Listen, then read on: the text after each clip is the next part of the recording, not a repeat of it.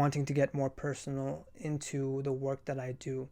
This year, working at the Harris County Juvenile Center, working with detained youth, and I want to parallel the situation presented before us in this ice storm, without internet, without power. I want to parallel that with incarceration through some writing that I've done these past couple of days. The kingdom of God is amongst us, although we see it not, says Jesus. Are we unable to see it because of the faulty convictions of a world far removed from principles of brotherhood, compassion, and unalienable love? When I look within, I can only pull out what it is that has been poured within me, convictions which I've held for thousands of years. The excruciating wailing, which I often hear walking around the prison, which reverberate through my soul as I step into cemented rooms with standard issue fluorescent lighting, sound so human because I have heard them before, as a child, as a man, as an elder, as Saids before me and Saids which will come after me. I cry with these children, and I hope to raise their heads with my words as medicine, as healing, because I offer what has been passed down from my lineage, a conviction that we are more than human beings. So when I tell these children to look within themselves and find strength, they must see that I mean what I say. And when I come back, I promise almost 100% of the time they have looked different, either sitting upright or more poised. It cannot be that they found strength so quickly, or the concrete answers to what factors and variables led them to be detained have come to their head, or even come up with a plan for what the future entails for those we call at risk and disorderly disturbed and mentally ill. It cannot be those things, but it must be that within them there lay similar convictions, eroded and cascaded by the demands placed on us by an industrialized world. But in these cemented walls with the standard issue fluorescent lighting, all of those demands evaporate. Phones are forfeited, and along with them go the personas that these children adopt on the ethereal internet. Families are forced to facilitate phone calls for only 15 minutes a day, due to the landline phones from the 1980s, which cut off only a few minutes in. So there goes the environmental layers of identity and culture, which form these children's makeup. Friends which form the formidable foe of all our adolescent years are cut off in time and space, so there goes peer pressure and social conformity. All these are laid asunder, and in their stead is the inner world and inner dimensionality, which must hold itself in perpetuity, long enough for the judge to reasonably declare they are safe to return to their legal guardian with strict supervision.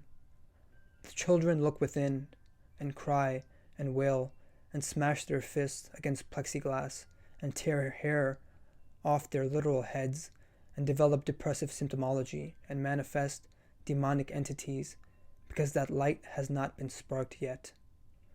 Perhaps a family member or a local leader once echoed similar sentiments of finding Jesus in your heart to a sarcastic murmur, or they went to church with their grandmother long ago and rejuvenated at these tales of wonderment and joy as boys and girls, before they, like myself, held that cold serrated knife at the neck of our gods and looked behind them at the decrepit faces telling them, just do it, it's all a lie, God can't do anything for you that you can't do for yourself. Nietzsche said God is dead, but I must question his conviction as to whether God can ever truly be killed, because despite the murderous intent which lingers in our minds and causes us to behave in self-destructive ways, God remains omnipresent, the eternal refuge. We return because it is in the nature he placed within us, although we often do not see it, due to social demands, due to education, due to time. But when all those are thrown in disarray, we can only look down at our blood-soaked hands and within at who we truly are becoming. We look behind us at the decrepit faces and they have also gone. We look to the east, west, north, and south at institutions which coddle our minds and administer preset identities for us to sleeve into, and they have also gone. When we look in, there is darkness and more darkness, and for many only impenetrable darkness, for eons which traverse infinitely. Psychic disequilibrium is the natural result.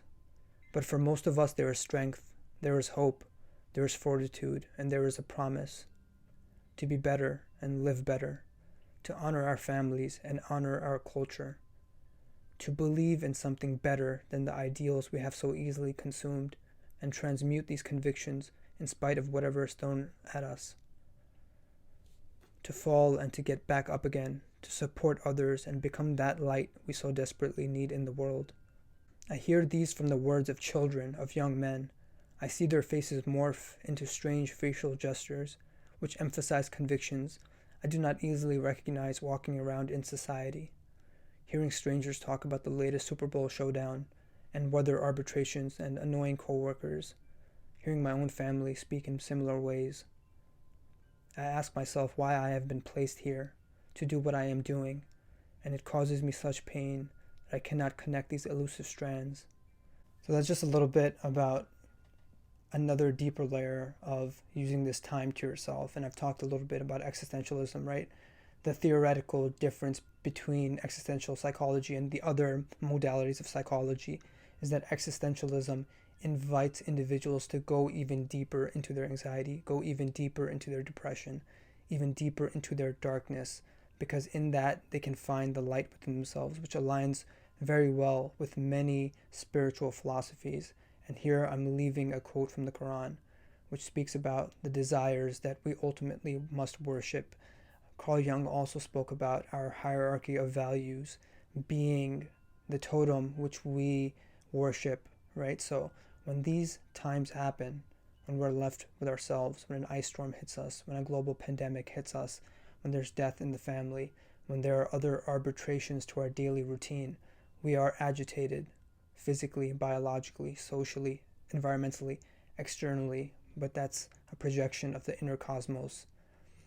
Our spirit, which lays dormant, is agitated because in those things is strength within each of us if we have the capability to find it, and we do have the capability to find it. So thank you all so much.